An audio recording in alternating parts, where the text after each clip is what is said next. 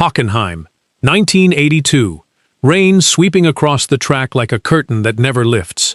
Ferrari number 28, driven by Didier Pironi, comes flying through the spray.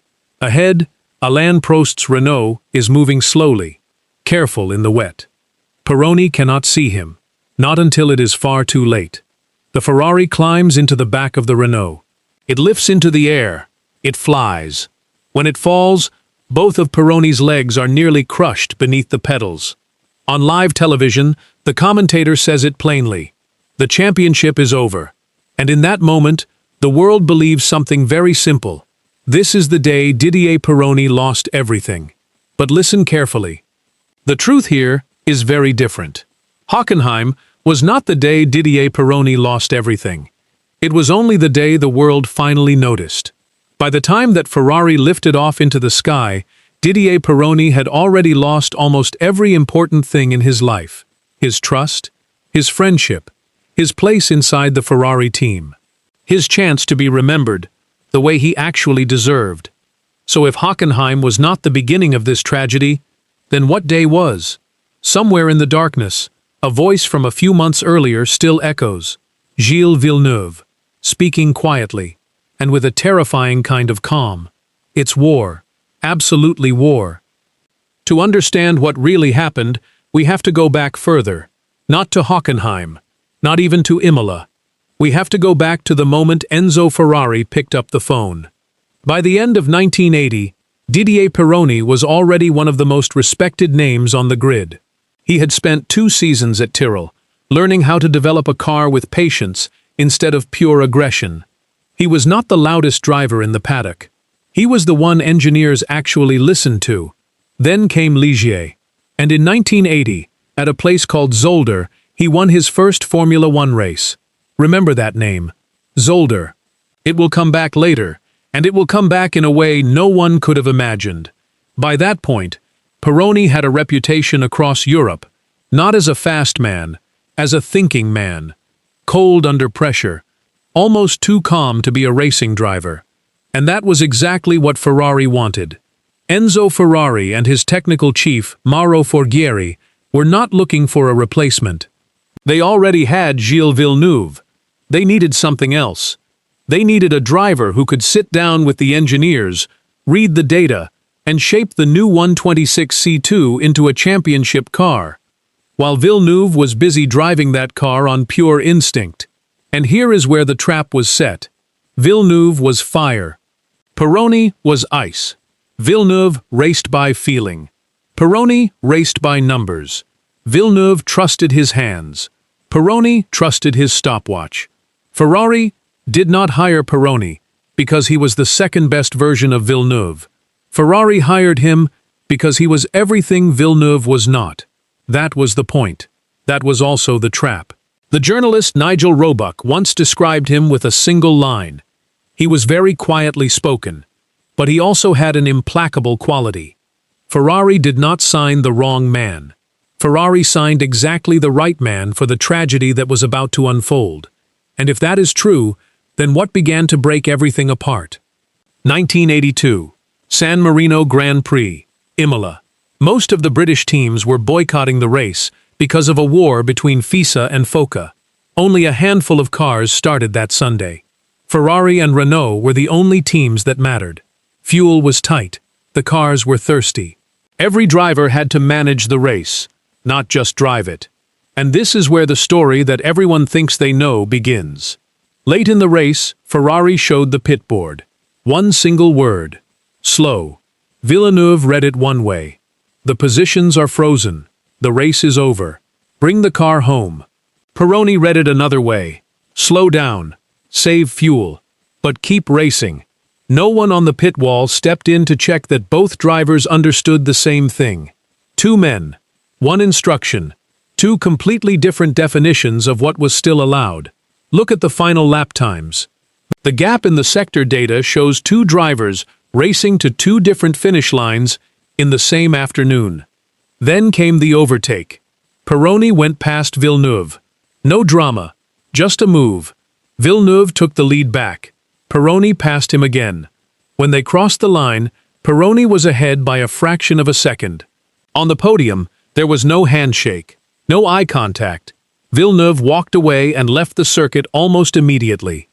The motorsport journalist Nigel Roebuck later wrote that from Villeneuve's side, it had appeared to be a done deal, and soon after, Villeneuve spoke publicly.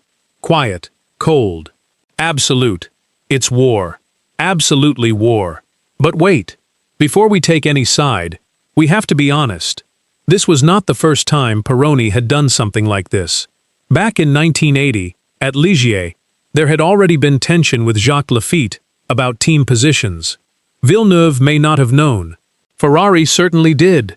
And Ferrari still hired him. So the question is not whether Pironi had done this before. The question is what it means. Was he cold-blooded at Imola? Or did he genuinely believe every race was open until the checkered flag? We will not answer for you. The evidence stays on the table. 2 weeks later, Zolder, qualifying. Villeneuve is still angry. On his final lap, he is slower than Pironi's time. He pushes far beyond the limit to take pole. His Ferrari clips the back of Hockenheim's March. The car takes off. It comes down in silence.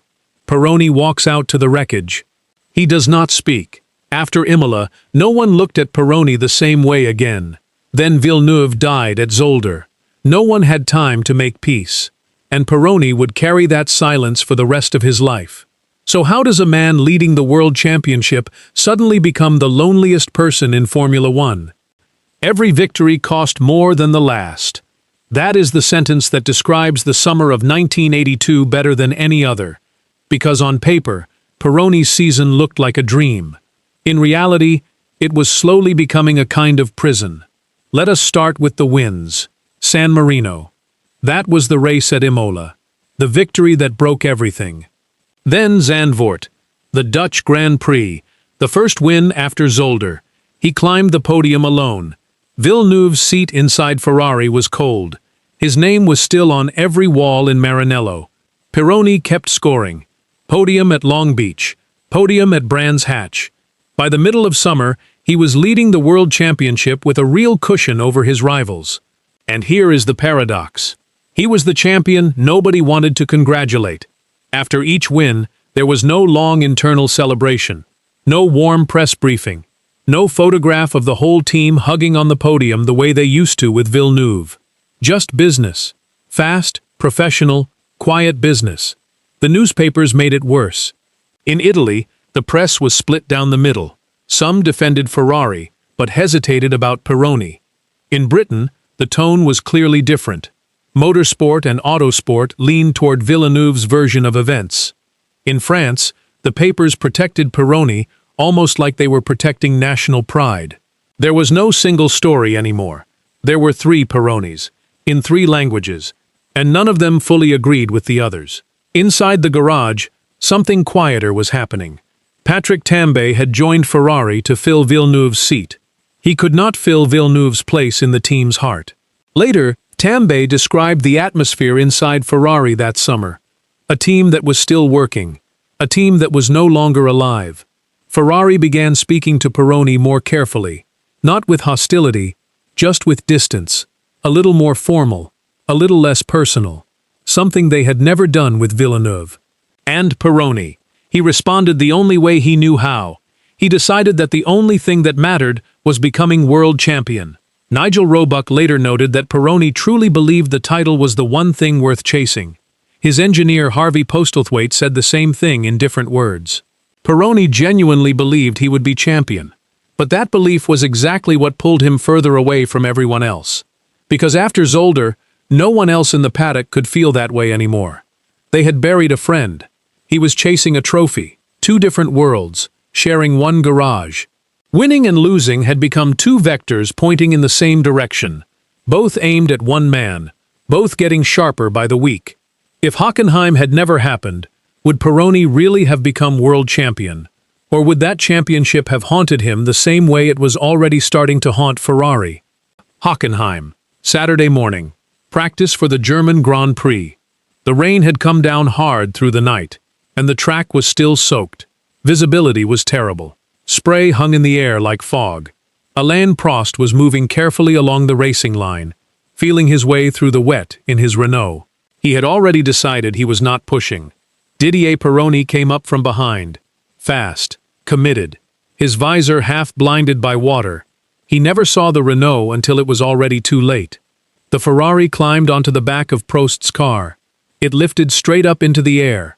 It flew. And when it came down nose first, at full speed, into the wet tarmac. Derek Daly ran across the track to help. John Watson stopped his own car in the middle of the session. Prost turned back. The medical crews reached the wreck fast. Pironi was awake. He was talking. But his legs, from the knees down, were not answering him anymore. At the hospital, the doctors saved both legs. It took hours. But Pironi already knew, before anyone said a word. It was not the answer about his legs. It was the answer about the timing. He would never race for Ferrari again. Not because his body could not come back. Because the door had already closed. Ferrari would need a new driver, a new story, a way out of 1982. And 1982, for better or for worse, was him. He said very little about that day afterward. But he did say one thing, quiet and clear, to the journalist Nigel Roebuck. I absolutely was not going balls out. He was not attacking. He was reading the conditions. It was the only sentence he ever really got to leave behind about Hockenheim, before history wrote its own version. The championship math finished the story. Pironi held the lead in the standings through the next races, from a hospital bed. Then Keke Rosberg passed him. Pironi could not celebrate. He could not fight back. He could only listen to the results on the radio. Hockenheim did not begin the tragedy, but it closed the last door Pironi had left, to tell the story his own way. But was that really what Didier Pironi lost the most? He lost his legs. Then he lost the championship to Keke Rosberg. But those were not the things he could never get back. His reputation froze at Imola. Every article written about him after that day started with the same name, Villeneuve. There was no Hockenheim big enough to write over it. There was no comeback to redefine him. History picked its version of Didier Pironi, and history kept that version.